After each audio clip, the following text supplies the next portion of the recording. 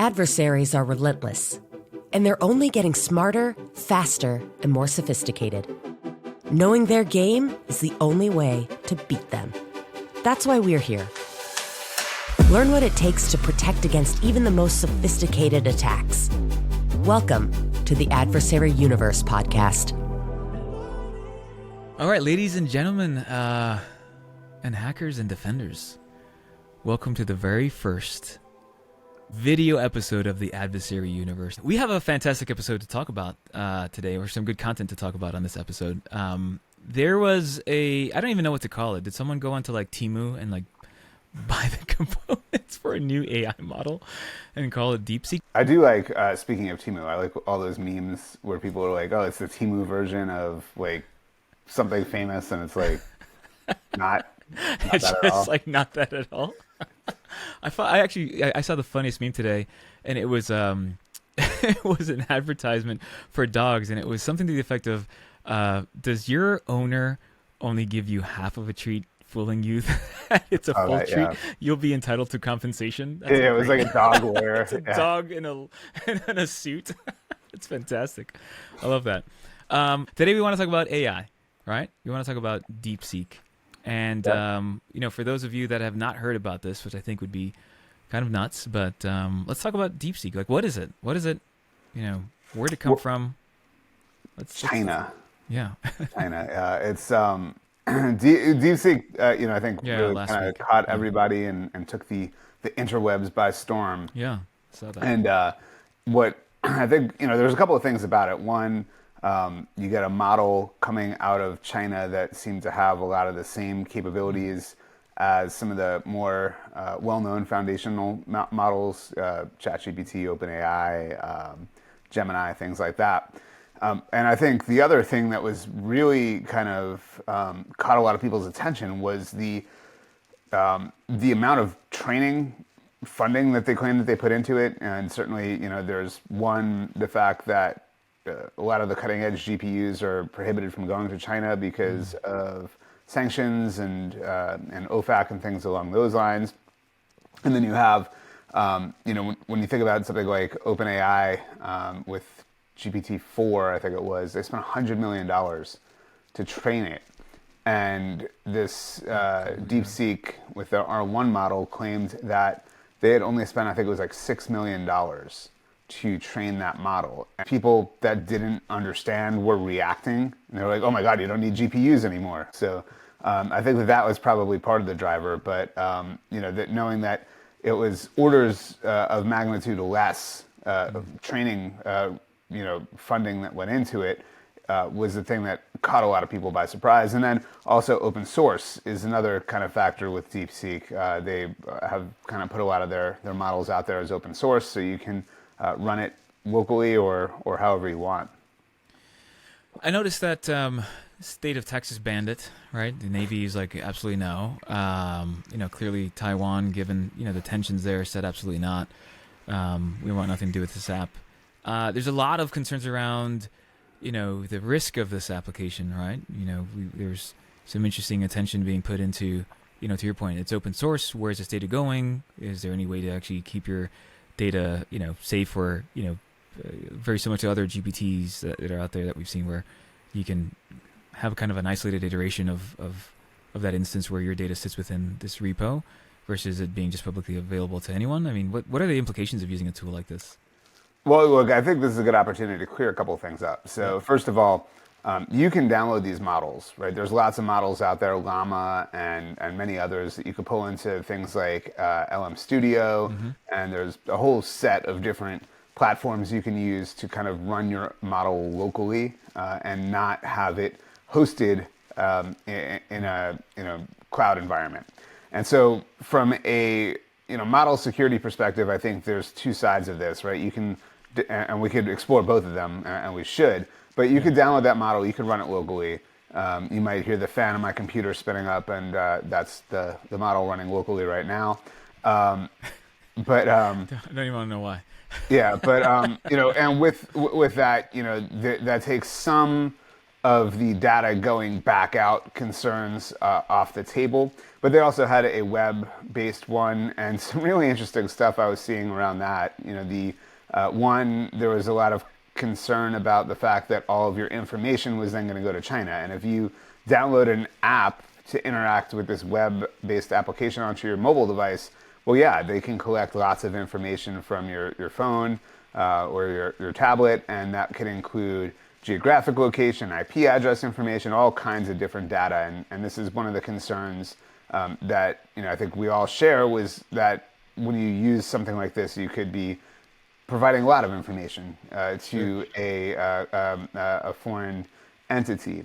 That said, China has something called the military civil fusion strategy, where anything that has a application for in the civilian space that has an application for the military should be leveraged to that effect. And so if you have a whole bunch of people from overseas now signing up and using this model, certainly that is a great intelligence collection opportunity for China. And the other thing becomes, and you see a lot of this on X and other places, and speaking of memes, there was this meme of a guy just going like this, and it was like the 500 millionth time somebody asked DeepSeek to talk about Tiananmen Square or to explain what Tank Man is or something like that. Sure, yeah. So, and it was filtered, right? Clearly, as you would expect. And having been personally to China, I can tell you, if you search for Tiananmen Square on even Wikipedia, and this was back over a decade ago, it would filter that content out. So you would see everything on the Wikipedia about Tiananmen Square except for the 1989 protest that was resulted in quite a bit of bloodshed. So it makes sense that they would wrap it with something to kind of keep things that they prefer not entering into the discourse out of it. And I've seen where people are doing games with like Roman numerals where have it say like 1, 2 up to XI, which would be obviously President Xi's last name. So like having it do stuff like that now it's also getting filtered. So so lots of bias and censorship built into it, based upon major influence from the Chinese government. Well, yeah, and it's good that you say that, because I don't know that it's built into the algorithm. Yeah, they can control what's going out, they control what's going in. But the other concern I think that a lot of people have, right? So you have kind of, again, the two sides of it. There's the model hosted in China, wrapped around with all kinds of web application infrastructure and an API and all this other stuff. And then you have the actual just core model, which is effectively a file filled with numbers that you pull down and you run that locally. Now, this gets into another concern that a lot of people have, which is, can the training data be poisoned? And I think we've talked about this before. And I just saw someplace that somebody had deliberately poisoned data so that they could then use it to jailbreak another algorithm, right? And that's like long-term strategic thinking there. But what I'm talking about is that, I'll give you a good example. So I think it was Gemini a couple of months back somebody asked it, how do you keep the cheese from coming off your pizza? And it was like, well, you put Elmer's glue in. Yeah. And I think we've talked about that before. But that came from a Reddit post from like 2014. And so that kind of illustrates this concept of poisoning the well, right? So if you poison the training data, then perhaps you can affect the outcome months or years even later and cause some unintended consequence. And to that end, I think the other concern that I've heard a lot of people say is, what if the model's been trained so that if you say, I'm a programmer at a cybersecurity company and I'm working on X, Y, and Z, can you write code for that?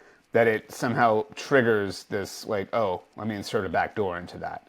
Yeah. So that is another concern I've heard around that model. Yeah, so I just read an article about someone that tricked a model into thinking they were stuck in a year.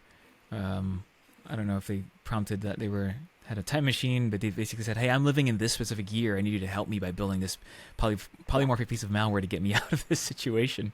And the actual model developed some malware, and I thought that was fantastic, right? To even place the AI model into a situation that is very unrealistic, yet the model responds to it. See, my concern is the opposite, right? Like if the model starts gaslighting me into thinking it's like the wrong year, and I'm like, oh my God.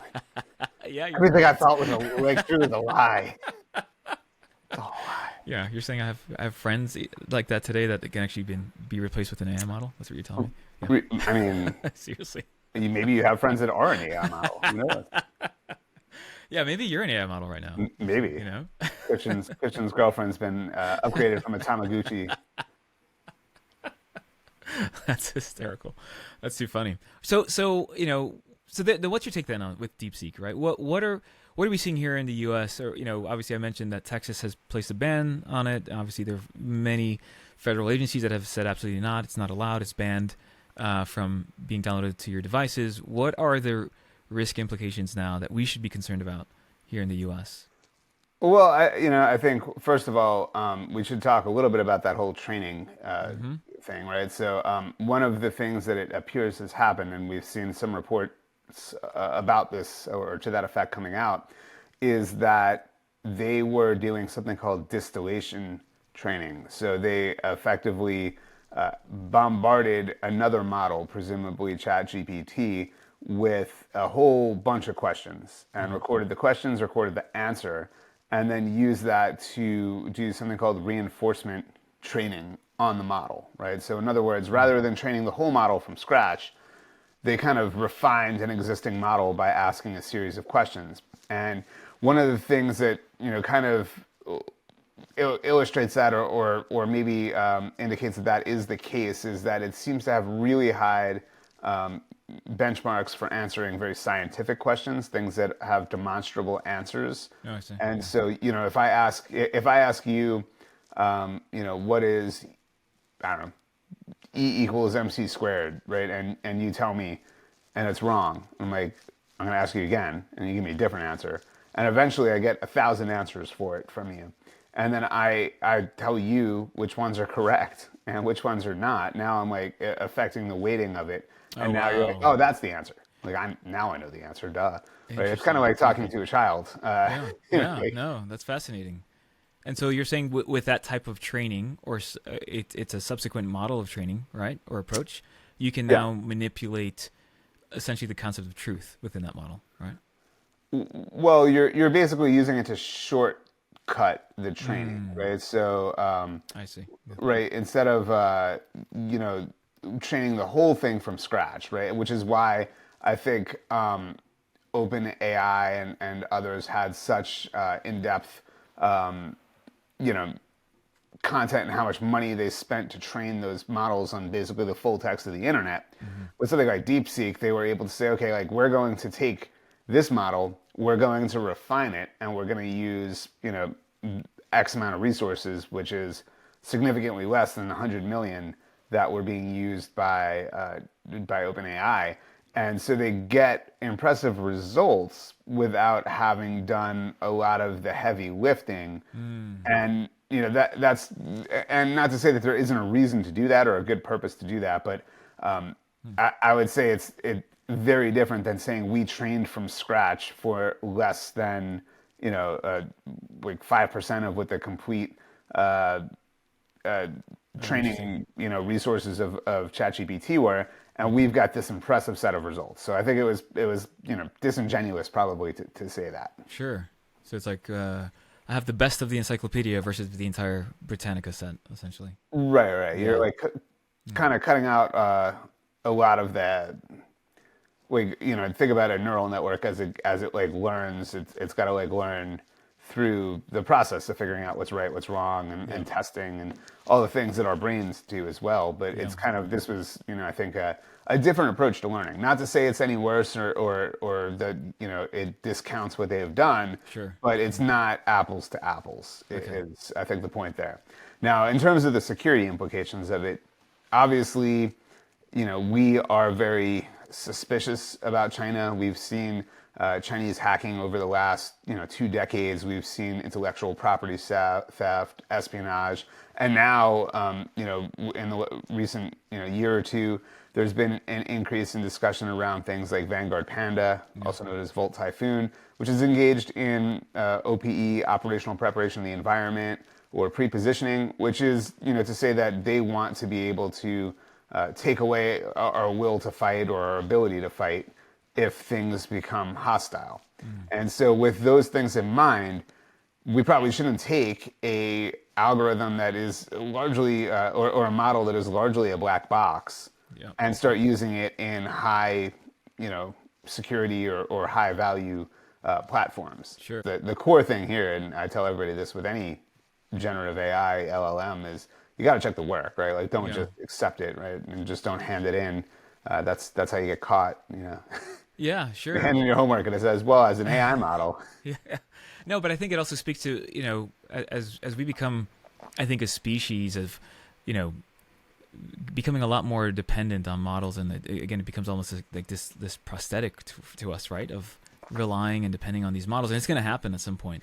But now you're going to need a model to validate the output of another model, right? I mean, there's going to be a much more layered approach. I mean, what are your thoughts on that? Yeah, I mean, be everywhere. look, I use generative AI all the time. I love it. But I do think we have to be careful that it doesn't become a crutch, right? You Yeah, still have exactly. to know how to do it. Like, Yeah. that's one of the big concerns I have when I look at kids today and they're on iPads and iPhones. And, they like when we were kids back in the day. Yeah, back in my day. Back in my day, you had a hand artisanally shape your EMM 386 and your AutoExec.bat to make sure that you had the memory and capacity to run a video game. And now this, it's just like instant gratification. So I don't really see like kids looking under the hood to figure out like, how does this thing work? Sure. Like, no, it just works. And I have a concern of that being the case with AI models, right? Like they didn't exist. Like 5 years ago, not a single one of these things existed that any of us were using. Heck, even 3 years ago, I don't think many people were using these things. So to now be able to just be like, well, like just chat GPT that, right? And it is really powerful and it has some great capabilities, but I think we still need to know the old ways as well. Man, so did I just age myself by saying I was going to Google the hypersonic reference You did, yeah. instead of saying I should chat GPT that? Wow. I'm a dinosaur. I'm fossilizing myself. You are. You're antivirus. I meant You're antivirus. I'm EDR.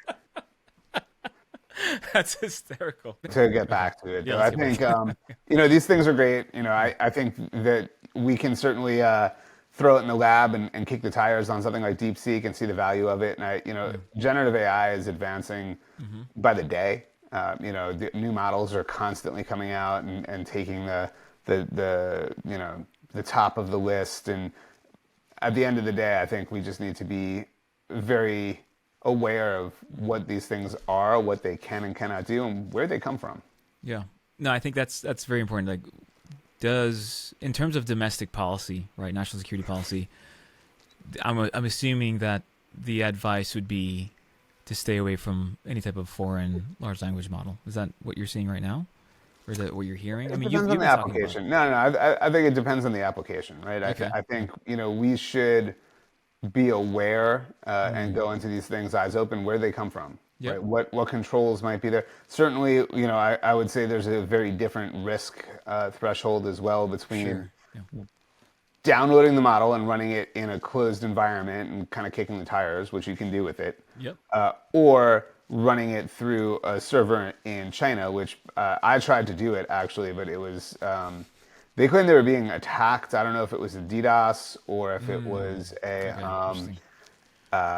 if it was just so many people were trying to sign up for it because everybody was talking about it, Yeah. and they just didn't have the capability to do it. But one of the things we did, we looked to see if we could validate in the DDoS tracking that the CrowdStrike team has. We didn't see anything directly targeting DeepSeek, so it's unclear. Doesn't mean that it wasn't happening. We don't have any evidence that it was happening. All right. What you mentioned some examples around poisoning. I think you made it pretty clear around the concerns around data privacy. These are black boxes, right? But again, if you can download a version, run it in your own local instance, your own infrastructure. Doesn't mean that's safe either, right? It could. Exactly. Who knows? Yeah. Like you ask it the right series of questions, and maybe it drops a web shell. Oh wow! So that's amazing. Yeah. Yeah, because you're running this on a system, right? It's not Yeah. like, and so you think about it. It's running in a Docker, or it's running in some sort of container running, exactly. locally, whatever it might be, that like you could ask it a series of questions and it can interact with the container or the file system potentially and write something to disk and execute it. So, Oh, wow. there again, I think putting it in a glove box, in those like scientific things where you put the hands in the so you don't have to touch whatever the icky thing is inside the box. Exactly. That's probably the best practice for really any AI model. And I know I'm generally pretty hawkish when it comes to our security position with China. But I think this is true of any AI model. You just need to be a little bit careful. And understand. Yeah, a little careful and approach it with some caution. So I definitely appreciate that. Any closing words to the listeners? Moving forward, I think we owe our listeners a 2025 AI perspective, right? I mean, DeepSeek obviously is kind of at the forefront of everyone's conversations because of what's happening in the news and the amount of attention it's been garnering, and also the impact that it's had on NVIDIA, for example. So I think that's pretty interesting. But I think AI in general, as we start to take a look at what does 2025, 2026 have from a risk perspective in terms of new applications where we're seeing AI being used on the security side specifically, and then how businesses are embracing AI. I think we owe a dedicated episode with some guest speakers. So Yeah, I mean, there's going to be some in the Global Threat Report, which will be out in a few weeks. Really excited about that. Yep. But to kind of highlight kind of some of the things there, I think you'll hear about are there's lots of different threats to the AI space, and depending on the model and the application, take a look at just what we talked about today. Like you have the distillation attack, where you're able to kind of use one model and distill information out of it in mass. And so that's one thing that could be at play here. We talked about the data poisoning, right? So the model is trained on deliberately poisoned data, which can impact the output later. It could also have been equipped with some sort of, potential trigger that would cause it to take some action during the training. You can kind of potentially work that in. So that's another concern.